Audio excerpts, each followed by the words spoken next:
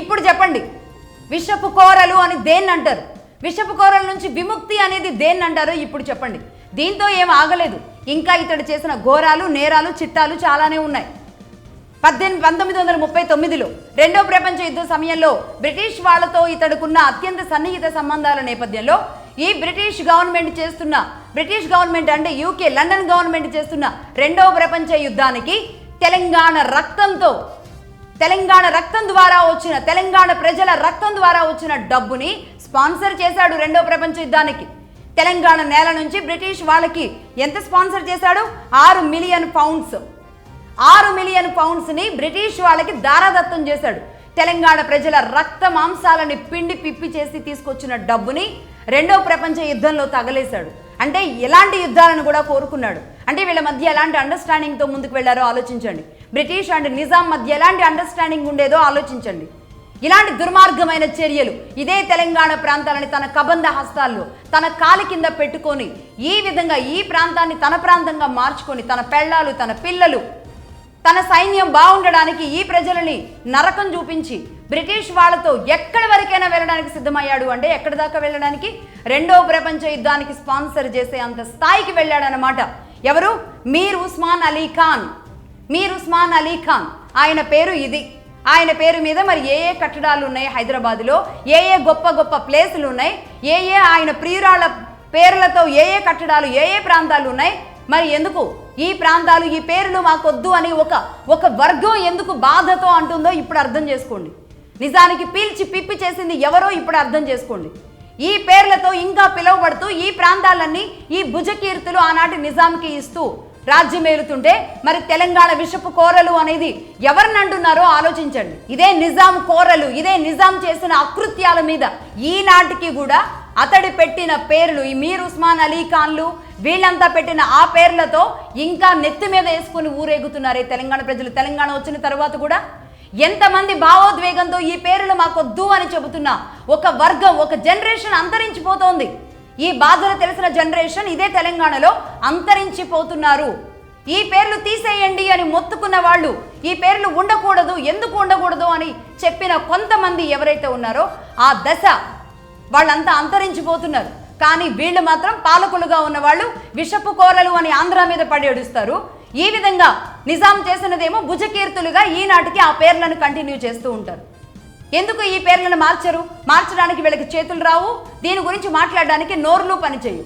ఈ విధంగా 1939లో రెండవ ప్రపంచ యుద్ధానికి, ఆనాటి యుద్ధానికి తెలంగాణ ప్రజల రక్త మాంసాలతో సంపాదించిన డబ్బును తీసుకెళ్లి అలా దారాదత్తం చేశాడు ఇదే నిజాం. 1948 వచ్చిన తర్వాత సర్దార్ వల్లభాయ్ పటేల్ గారు ఢిల్లీ నుంచి తెలంగాణలోకి అడుగు పెట్టడానికి సన్నద్ధంగా ఉన్నారు.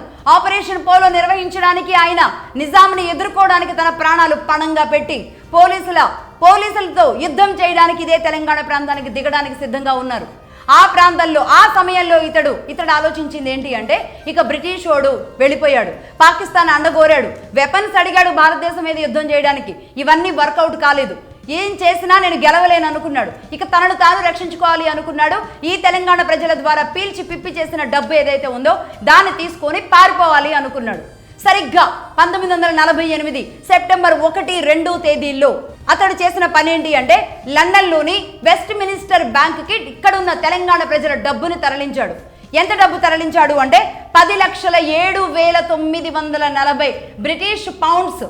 10,07,940 బ్రిటిష్ పౌండ్స్ని లండన్లో ఉన్న వెస్ట్ మినిస్టర్ బ్యాంకులో అతడు సేవ్ చేసుకోవడానికి పాకిస్తాన్లో ఉన్న హై కమిషనర్తో మాట్లాడి ఈ లావాదేవీలు పూర్తి చేసి ఈ బ్యాంకులో ఈ డబ్బుని, తెలంగాణ ప్రజల డబ్బుని తీసుకెళ్లి అక్కడ పెట్టాడు.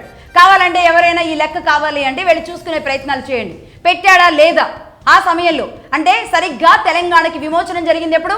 1948 సెప్టెంబర్ 17న విమోచనం జరిగితే సరిగ్గా 1, 2 తేదీల్లో ఇక తన ఓటమి తనకు అర్థమైపోయిన తరువాత 1, 2 తేదీల్లో మొత్తం ఈ డబ్బుని ఉష్కాకి చేశాడు. లండన్కి ఉష్కాకి చేసేశాడు. తీసుకువెళ్ళి అక్కడ బ్యాంకులో పెట్టించేసుకున్నాడు పాకిస్తాన్ హై కమిషనర్ సపోర్ట్తో. ఇది నిజాం చేసిన పని.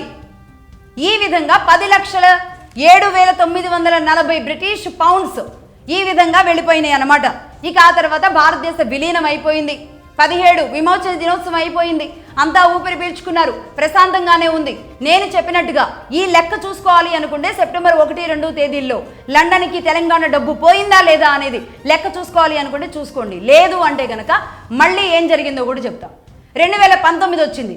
2019లో ఇదే ఎన్డీఏ గవర్నమెంట్ అధికారంలో ఉన్న సమయంలో జరిగిన ఇన్సిడెంట్ ఏంటి అంటే ఈ నిజాం వారసులు కేసేశారు, లండన్ కోర్టులో కేసేశారు. ఇండియా గవర్నమెంట్ ఈ కేసులో ఇంప్లీడ్ అయింది. ఏమని కేసేశారు? మా తాత ఈ విధంగా భారతదేశం మీద పడి తెలంగాణ మీద పడి దోచుకున్న సొమ్ము ఏదైతే ఉందో ఆ సొమ్ము ఇప్పుడు వడ్డీ రూపంలో ఇంత పెద్ద మూట అయింది, ఆ మూట మాకు ఇవ్వండి అని అడిగారన్నమాట నిజాం వారసులు.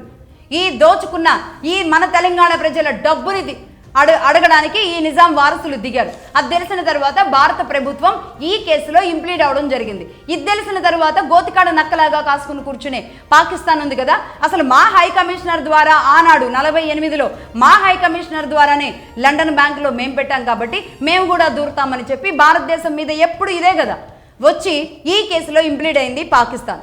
ఈ విధంగా పాకిస్తాన్ అండ్ భారతదేశం ఇంప్లీడ్ అయిన ఈ కేసులో మొత్తం కోర్టు ఈ బ్యాంకుకి ఆదేశాలు ఇచ్చింది ఆ మనీ ఏదైతే ఉందో దాన్ని రిలీజ్ చేయమని. 1948లో ఇదే 10,07,940 బ్రిటిష్ పౌండ్స్ కాస్త 2019కి ఎంత అయినాయి అంటే 35 మిలియన్ పౌండ్స్ అయినాయి. అంటే దాదాపుగా 302 కోట్ల రూపాయలు అయింది మన కరెన్సీలో. అందులో కొంత భాగాన్ని నిజాం వారసులకి, మిగతా భాగాన్ని భారత ప్రభుత్వానికి హ్యాండ్ ఓవర్ చేశారు.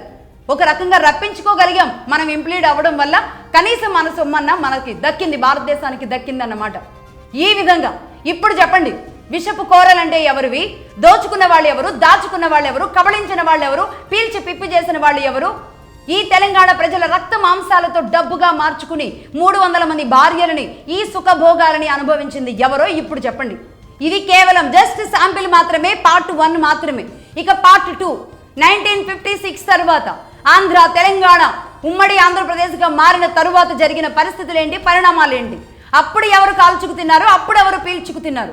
అసలు చరిత్ర రేపు చూద్దాం.